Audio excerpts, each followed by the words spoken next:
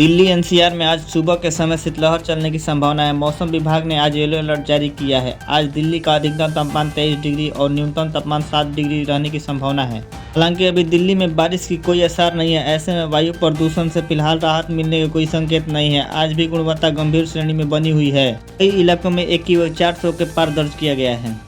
दिसंबर में सर्दी अपने तेवर दिखाने शुरू कर दिया। मौसम विभाग का पूर्वानुमान है कि लखनऊ और उसके आसपास के इलाकों में सुबह कोहरा छाया रहेगा और बाद में आसमान साफ रहेगा। आज अधिकतम तापमान 26 डिग्री सेल्सियस और न्यूनतम तापमान 11 डिग्री सेल्सियस रह सकता है। प्रदेश में 5 और 6 दिसंबर को मौसम शुष्क रह सकता है।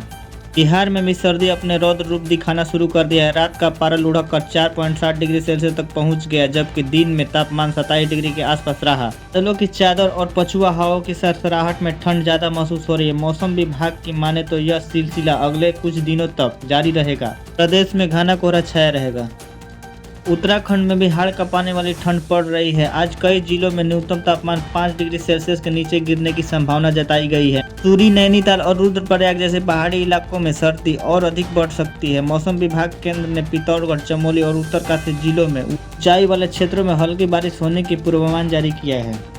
बिहार के कृषि मंत्री रामकृपाल यादव ने किसान कॉल सेंटर पर जाकर किसानों से कृषि रेडियो के जरिए बात की। उन्होंने किसानों से कहा कि उन्हें अच्छी बीज, खेती की जानकारी के साथ अच्छी बागवानी किस्में और मौसम की जानकारी दी जाएगी। श्रीनगर में कृषि विभाग ने रबी सीजन के लिए सभी राजकीय कृषि बीज भंडारों पर गेहूं के बीज पर 50% अनुदान देने की घोषणा की है।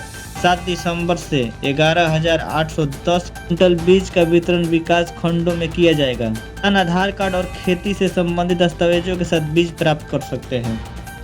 अधिकारी अपने अपने क्षेत्र के उर्वरक दुकानों की जांच करें। संयुक्त कृषि कार्यालय के सभागार में जिला कृषि पदाधिकारी रंजीत कुमार झा की अध्यक्षता में कृषि विभाग की समीक्षा बैठक हुई। धनुष और कृति सेनन की म्यूजिकल रोमांटिक फिल्म तेरे इश्क में दर्शकों को बहुत पसंद आ रही है और इसका असर इसके बॉक्स ऑफिस पर कलेक्शन पर साफ तौर पर दिखाई दे रहा है।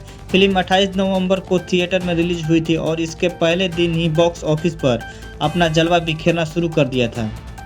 कल्कि पार्ट 2 से दीपिका पादुकोण का पट्टा कट गया है और अब उनकी जगह नई हीरोइन एंट्री हो गई है। भास के अपोजिट जो एक्ट्रेस कल्कि 2 का हिस्सा बनेगी, जानिए उसके बारे में। यह अधिकारा कोई और नहीं बल्कि प्रियंका चोपड़ा बताई जा रही है। लेटेस्ट रिपोर्ट के मुताबिक कल्कि 2 के लिए सबसे पावरफुल एक्ट्रेस के रूप में उन्हें कंसीडर किया जा रहा है। यहाँ तक कि मेकर्स भी उन्हें कास्ट करने की सोच रहे हैं। निसान भारतीय बाजार के लिए कई नई मॉडल लाने का प्लान कर रही है। हालांकि देश के बाहर कंपनी इसकी शुरुआत कर चुकी है। दरअसल निसान ने ब्राजील में कैट कॉम्पैक्ट SUV पेश किया है जो वैगनटेरा, Hyundai Creta, Fiat Pulse, Chevrolet Tracker और रेनो कार्डियन जैसे कॉम्पिटिटर से मुकाबला करेगी। मोटर्स ने इस साल मई में भारत में अल्ट्रोज फेसलिफ्ट को लॉन्च किया था। इसकी शुरुआती एक शोरूम कीमत 6,89,000 रुपये था। यह मॉडल पेट्रोल, डीजल और CNG समेत कई पावर ट्रेन के साथ आता है। अब अल्ट्रोज के पेट्रोल DCA वर्जन की रियल फ्यूल एफिशिएंसी डेंटल सामने आ गई है। बाजार खत्म हुआ। नोएडा वालों के लिए खुशखबरी। उत्तर प्रदेश के नोएडा में कबाड़ से बनी दुनिया का सबसे अनोखा जंगल ट्रेल पार्क अब आम लोगों के लिए खोल दिया गया है। सेक्टर 94 में महामाया फ्लाईओवर के पास बने इस पार्क की सबसे बड़ी खासियत है कि इसे पूरी तरह लोहे के स्क्रैप और पुराने मशीन पार्ट से तैयार किया गया है। पार्क में शेर, हाथी, ऊंट, पोलर जानवरों और डायनासोर की विशाल मूर्तियां लगाई गई हैं, जिन्हें देखने के लिए लोग बड़ी संख्या में पहुंच रहे हैं। भारतीय reserve bank, SBI, HDFC bank और ICICI बैंक को घरेलू स्तर पर महत्वपूर्ण बैंक घोषित किया है। इन बैंकों को उनकी पिछली सूची के समान श्रेणी में रखा गया है। इन बैंकों को विफल होने पर वित्तीय तंत्र पर गंभीर संकट आ सकता है। RBI ने इस बैंकों पर अतिरिक्त पूंजी की आवश्यकता भी लागू की है, जो 1 अप्रैल 2027 से प्रभावित होंगी। नवंबर 2025 में देश का कुल GST कलेक्शन 1.70 लाख करोड़ रुपए रहा, जो पिछले साल की तुलना में 0.7% ज़्यादा है।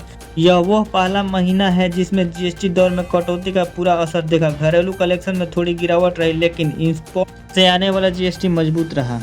कारोबार के अंत में सेंसेक्स 158 अंक यानी कि 0.19% की बढ़त के साथ 85,265 का स्तर पर बंद हुआ। वही NSI निफ्टी 47.75 अंक यानी कि 0.18% की बढ़त के साथ 26,033 के स्तर पर बंद हुआ।